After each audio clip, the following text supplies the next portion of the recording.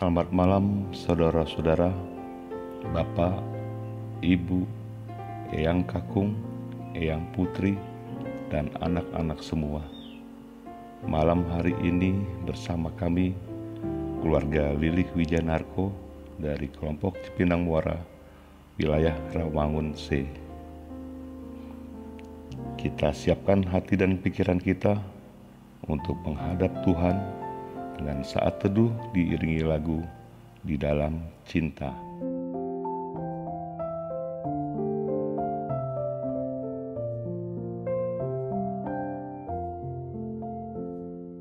Di dalam cinta dan kasih,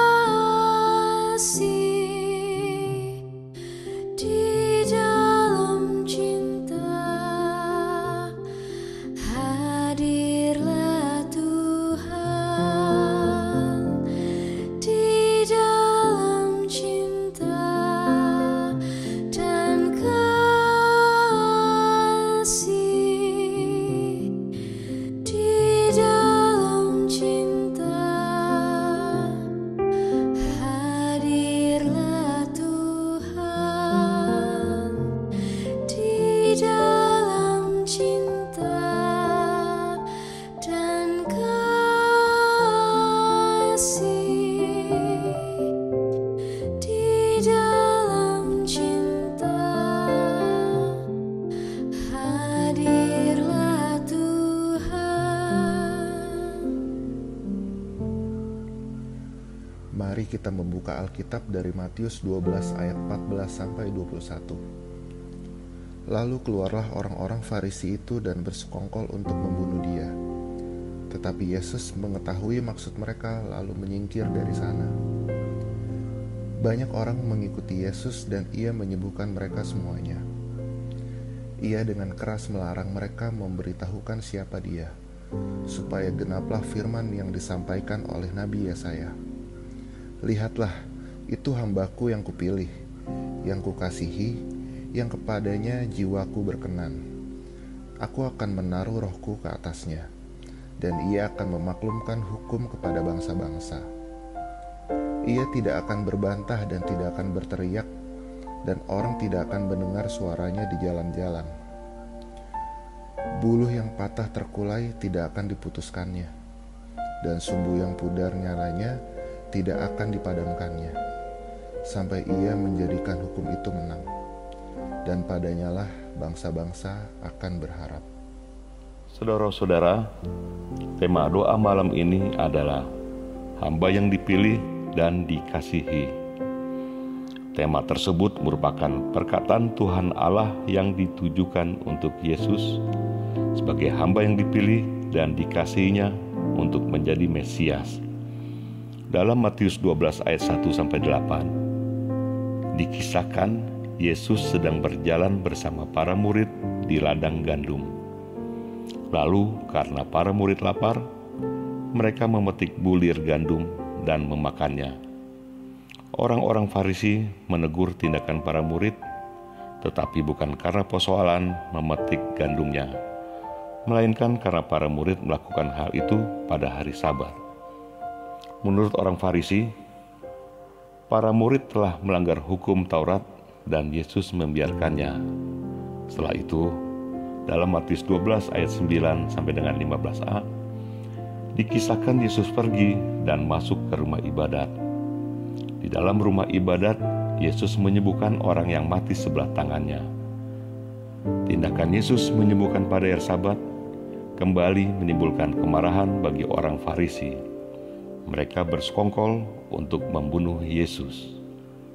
Saudara-saudara, sekalipun Yesus sudah memberikan penjelasan kepada orang Farisi tentang tindakan para murid yang memetik gandum dan menyembuhkan pada hari Sabat, namun karena memang orang Farisi tidak mau menerima Yesus, maka mereka tetap bersepakat untuk membunuh Yesus.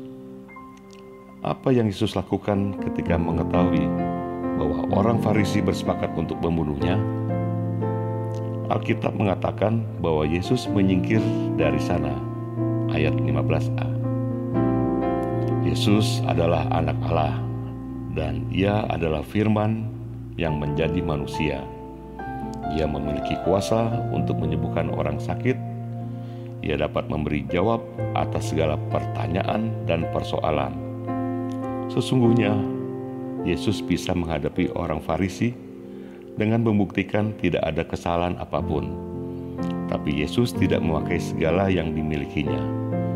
Ia pergi dan menyingkir dari situ. Yesus memilih tindakan tersebut karena sudah jelas orang Farisi tidak mau menerima dirinya dan kehadirannya. Tindakan Yesus tersebut justru membuat makin banyak orang mengikut Dia. Ayat 15b, tindakan Yesus tersebut telah dinubuatkan oleh Nabi Yesaya, bahwa Yesus adalah hamba yang dipilih dan dikasihi Allah, dan Allah berkenan kepadanya. Mengapa Allah memilih dan mengasihi Yesus? Ayat 19 mengatakan, Ia tidak berbantah dan tidak akan berteriak, dan orang tidak akan mendengar suaranya di jalan-jalan. Saudara-saudara, memang tidak mudah untuk berlaku seperti Yesus, yaitu tidak berbantah dan tidak berteriak. Mungkin jika diperhadapkan pada kisah Yesus, kita berada di pihak yang benar dan mampu untuk memberikan penjelasan bahwa bukti kita benar, maka kita akan berusaha untuk berbantah dan berteriak membela hak kita sebagai pihak yang benar. Tindakan Yesus untuk menyingkir dari orang Farisi, tidak berbantah dan tidak berteriak, justru membuat orang banyak mengikuti Dia. Bahkan yang lebih dari itu, melalui nubuat Yesaya, Tuhan mengatakan bahwa itulah yang menjadi alasan Ia memilih dan mengasihi Yesus. Ia berkenan kepadanya dan Roh Allah ke atasnya. Tentu kita juga ingin menjadi hamba yang dipilih dan dikasihi oleh Allah. Marilah kita berupaya untuk melakukan seperti Yesus, yaitu memilih untuk menyingkir, tidak berbantah dan tidak berteriak ketika kita diperhadapkan oleh orang yang tidak mau menerima kita. Amin. Marilah kita berdoa, menaikkan doa Bapa kami, dengan kita nyanyikan bersama.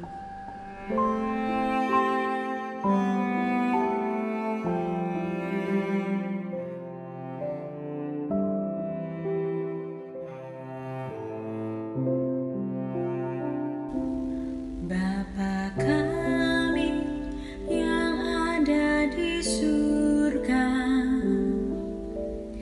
dikuduskanlah nama-Mu, datanglah kerajaan-Mu, jadilah kehendak-Mu di bumi seperti di surga. Beri kami hari ini makanan yang secukupnya. Ampuni salah kami seperti kami ampuni yang bersalah pada kami. Jangan bawa kami dalam pencobaan, melainkan lepaskan kami dari yang jahat. Sebab Kaulah yang punya kerajaan dan kuasa dan kemuliaan sampai selama-lamanya. Amin.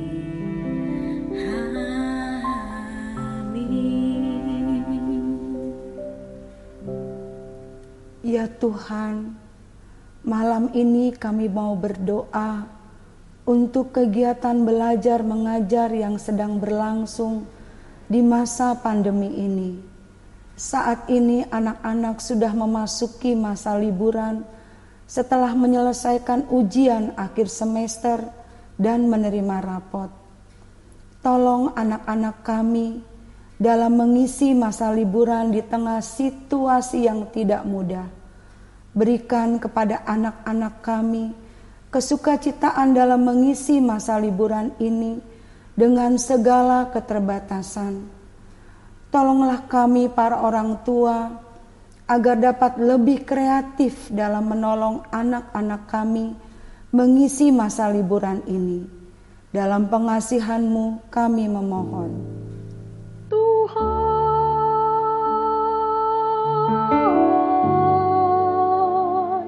dengarlah doa kami.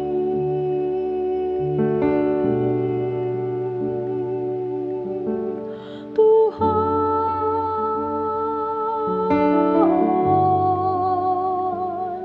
dengarlah doa kami. Ya Tuhan, kami berdoa untuk anak-anak kami yang telah menyelesaikan sekolahnya dan akan memasuki tahun ajaran yang baru. Dalam situasi pandemi ini, menjadi tidak mudah bagi anak-anak kami untuk mempersiapkan diri memasuki tahun ajaran baru. Terlebih bagi anak-anak kami yang akan masuk ke sekolah jenjang yang lebih tinggi atau yang baru akan mulai masuk sekolah pendidikan usia dini maupun sekolah dasar. Tolonglah kami para orang tua dalam mendampingi anak-anak. Berikanlah kami hikmat-Mu ya Tuhan. Mampukan kami agar dapat berpikir jernih dan berhati bersih, sehingga tidak mudah disesatkan oleh berbagai informasi yang bisa membuat kami bingung, marah, bahkan mencela pihak-pihak tertentu. Kami juga mendoakan sekolah-sekolah dan para guru yang tetap melakukan tugasnya dalam mempersiapkan segala sesuatunya untuk memulai tahun ajaran yang baru ini. Kami tahu tentu situasi ini juga menyulitkan sekolah-sekolah dan para guru. Berikanlah kesabaran dan hikmat kepada para pengurus sekolah dan para guru. Dalam pengasihan-Mu kami mohon. Tuhan,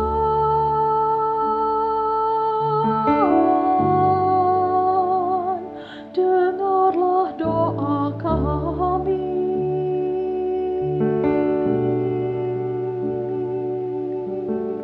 Tuhan,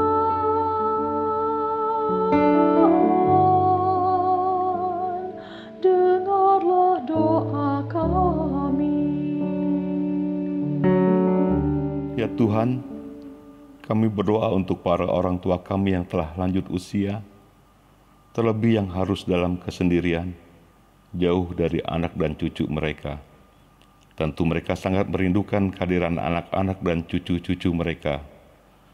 Kebahagiaan mereka adalah ketika berkumpul bersama anak, menantu, dan cucu. Tetapi kini telah 3 bulan lebih, semua itu tidak bisa didapatkan. Kiranya Tuhan tetap menjaga kesehatan para orang tua dan tetap memberikan suasana sukacita.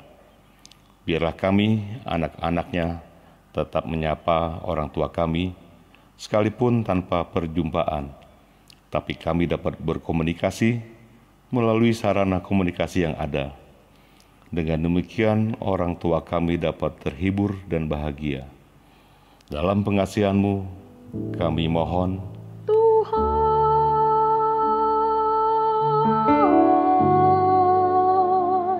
dengarlah doa kami.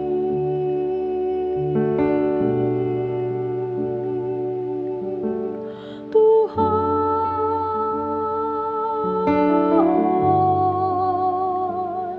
dengarlah doa kami. Ya Tuhan, kami berdoa untuk setiap kami di masa transisi ini, khususnya yang sudah dapat kembali melakukan pekerjaan di kantor. Biarlah kami dapat bersungguh-sungguh mendisiplinkan diri, bukan hanya berjaga agar tidak terpapar, tapi juga menjaga agar orang lain juga tidak terpapar karena kecerobohan kami. Kami berdoa untuk mereka yang belum dapat melakukan kembali usahanya, bahkan mereka yang kehilangan pekerjaannya. Tuhan, berikanlah kekuatan dan pengharapan kepada saudara-saudara kami untuk percaya bahwa Engkau tidak meninggalkan mereka. Engkau tetap mencukupkan kebutuhan mereka melalui orang-orang yang peduli dan dengan sukacita berbagi berkat dan kasih-Mu. Kami mendoakan orang-orang yang berada di garda terdepan dalam pengendalian dan penanggulangan pandemi COVID-19 ini, yaitu para dokter, perawat, dan tenaga kesehatan lainnya, para relawan, aparat keamanan, gugus tugas dan pemerintahan. Kiranya Engkau memberkati dan memberi kekuatan kesehatan yang prima serta kekebalan bagi para dokter, perawat, dan tenaga kesehatan lainnya, serta relawan yang langsung bersentuhan dalam menangani pasien COVID-19 bagi penyembuhan pasien. Kami mau berdoa untuk para aparat keamanan, yaitu polisi, TNI, Satpol PP, Satpam, Hansip, dan yang lainnya. Kiranya Engkau memberkati dan memberi hikmat dan akal budi bagi aparat keamanan dan pemerintahan. Berikan kesabaran saat mereka menjalankan tugas dan berhadapan dengan banyak orang dengan berbagai karakter dan latar belakang. Tolonglah mereka untuk bisa tetap tersenyum dan tidak mudah marah saat menghadapi dan menegur semua orang. Dalam pengasihan-Mu kami memohon. Tuhan,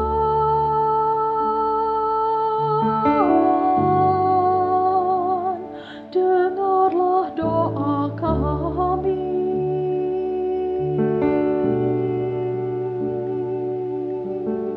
Tuhan,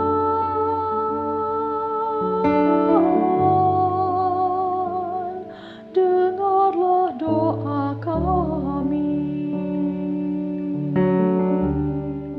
Ya Tuhan, kami berdoa untuk teman-teman, kakak-kakak, juga adik-adik yang bersedih karena orang tua atau anggota keluarga meninggal karena virus corona ataupun karena sakit yang lainnya. Tuhan, hiburlah teman-teman kami agar mereka tidak sedih terus, dengan percaya bahwa orang tua atau anggota keluarga mereka sudah bahagia bersama Bapa di sorga. Kami juga berdoa untuk teman-teman yang orang tuanya bekerja di garda depan, sehingga jarang di rumah, bahkan mungkin tidak pulang ke rumah. Tuhan tolong agar teman-teman kami terus mendoakan orang tua mereka. Tuhan, inilah doa-doa kami malam ini. Dalam pengasihan-Mu, kami mohon. Tuhan,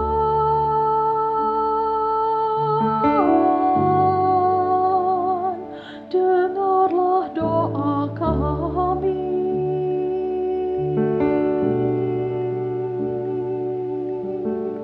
Tuhan,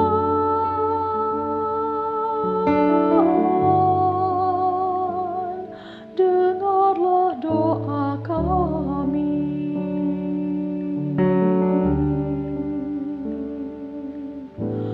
Tuhan,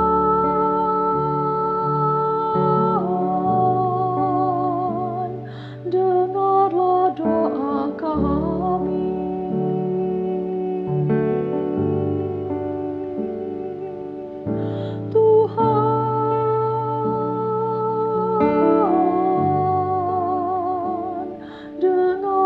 doa kami.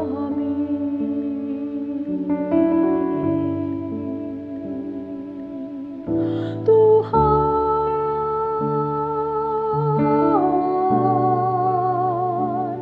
dengarlah doa kami.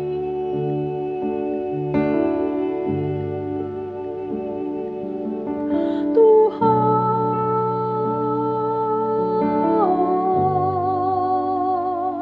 dengarlah doa kami.